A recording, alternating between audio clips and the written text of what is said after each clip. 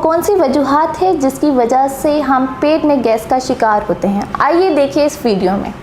इलाज मुआलजा के YouTube channel को सब्सक्राइब करें और बेल के आइकन को प्रेस करें।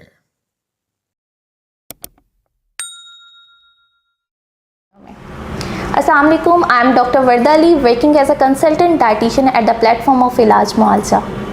आज हम इस वीडियो में दो चीज़ों पे बात करेंगे कि सबसे पहले कि हम वो कौन सी प्रैक्टिसेस कर रहे हैं जिसकी वजह से गैस का शिकार हो रहे हैं। दूसरा, वो कौन से फूड हैं जो वजह बनते हैं हमारे पेट में गैस के होने का। सबसे पहले हैबिट्स पे बात करते हैं।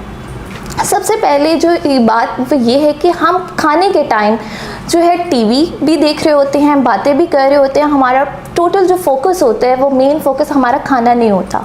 हम खाने के साथ साथ बहुत ज़्यादा काम कर रहे होते हैं, जिसकी वजह से हमारा जो ब्रेन है वो सिर्फ खाने पे फोकस नहीं कर सकता, वो डाइजेशन पे फोकस नहीं करता, वो multiple things at the same time कर रहा होता है, जिसकी वजह से एक तो आपकी डाइजेशन स्लो हो जाती है, दूसरा आपका मेटाबॉलिज्म आपका डिस्टर्ब होता है, जिसकी वजह से गैस बन रही होती है। दूसरी जो मेन चीज़ है वो ये है कि हम खाना खाते हुए जो है उसके दरमियान पानी का इस्तेमाल कर रहे होते हैं या खाने के बाद फ़ौरन पानी का इस्तेमाल कर रहे होते हैं। इसमें होता ये कि जब हम पानी पी लेते हैं तो हमारी जो डाइजेशन और मेटाबॉलिज्म है बहुत ज़्यादा स्लो हो जाती है।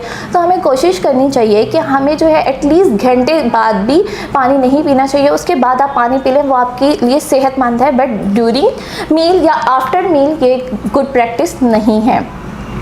इसके अलावा ओवर ईटिंग, हम बाज़ औक़ात बहुत से लोग ऐसे हो रहे होते हैं कि ब्रेकफास्ट करते हैं उसके बाद डिनर करते हैं। जो ये लॉन्ग टाइम पीरियड आता है, जो गैप आ जाता है, वो एक गुड प्रैक्टिस नहीं है। तो हमें हमेशा ये करना चाहिए कि थोड़ा थोड़ा बार बार खाना चाहिए। मतलब ये नहीं है कि आप फुल टाइम स्टॉप लगा लो, एक नाश्ता किया उसके बाद डिनर किया है। इस वजह से क्या होता है कि हमारे जो नेचुरली मेटाबॉलिज्म है वो स्लो हो जाता है। तो हमें इस चीज़ से अवॉइड करना चाहिए। हम थोड़ा थोड़ा खा लें लेकिन बार बार खा सकते हैं। एक तो इससे मेटाबॉलिज्म भी बेटर रहता है और डाइजेशन भी बेटर रहती है। तो जो है हम रिफ़ाइंड फूड बहुत ज़्यादा ले रहे होते हैं। जो रिफ़ाइंड फूड क्या होता है कि वाइट आटे का इस्तेमाल बहुत ज़्यादा कर रहे होते हैं, सूजी मैदे से बनी हुई चीज़ें का इस्तेमाल कर रहे होते हैं, जिसकी वजह से कब्ज़ हो जाती है। जो कब्ज़ है वो एक मेन एलिमेंट है जो गैस को प्रोड्यूस करने का। तो हमें इन चीज़ों से अवॉइड करना चाहिए। अब हम बात करते हैं फूड्स की कि वो कौन सी फूड्स हैं जो है गैस का बायस बन रही होती है। सबसे पहले दूध। नॉर्मली जो लैक्टोज इंटॉलरेंस पेशेंट होते हैं या सेलिक डिजीज़ के पेशेंट होते हैं उनमें इतना स्टैमिना नहीं होता, क्योंकि उनके पास वो एंजाइम ही नहीं होता जो दूध को डाइजेस्ट कर रहा होता है। तो वो जब दूध का इंटेक करते हैं तो नेचुरली उनकी गैस प्रोड्यूस हो रही होती है। लेकिन उनके लिए तो ये अल्टरनेटिव है कि आप एलमंड मिल्क यूज़ कर लें, सोयाबीन मिल्क यूज़ कर लें। इसके अलावा जो वो लोग जिनको लैक्टोज इंटॉलरेंस नहीं है फिर भी उनको जो है दूध की वजह से गैस का शिकार हो रहे हैं, तो वो कोशिश करें कि रात के टाइम दूध का इस्तेमाल नहीं करें और दूध में जो है उनकी क्वांटिटी कम कर दें। अगर और इसके अलावा अगर फिर भी है तो फिर आप योगर्ट की तरफ आ जाएं। जो आपका सोर्स ऑफ डेयरी प्रोडक्ट होगा वो योगर्ट हो जाएगा। फिर आप दूध को स्किप कर लें या आलमंड मिल्क ले लें या सोयाबीन मिल्क ले लें।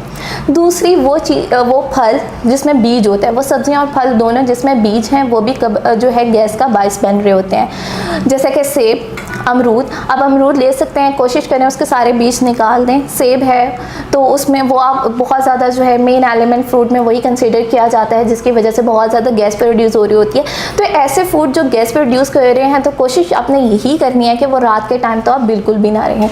आप ले रहे हैं तो उसको पोर्शन साइज़ कम करें, ठीक है। अब जो एक ले रहे हैं वो आधा ले लें, ठीक है, और मॉर्निंग में ले लें या लंच टाइम ले लें, लेकिन रात के टाइम आपने उसको बिल्कुल नहीं लेना। इसके अलावा जो हरी सब्जियों का इस्तेमाल ज़्यादा करें, क्योंकि ये जो है डाइजेशन को आपके इम्प्रूव कर रहा होता है और इससे गैस भी प्रोड्यूस नहीं होती।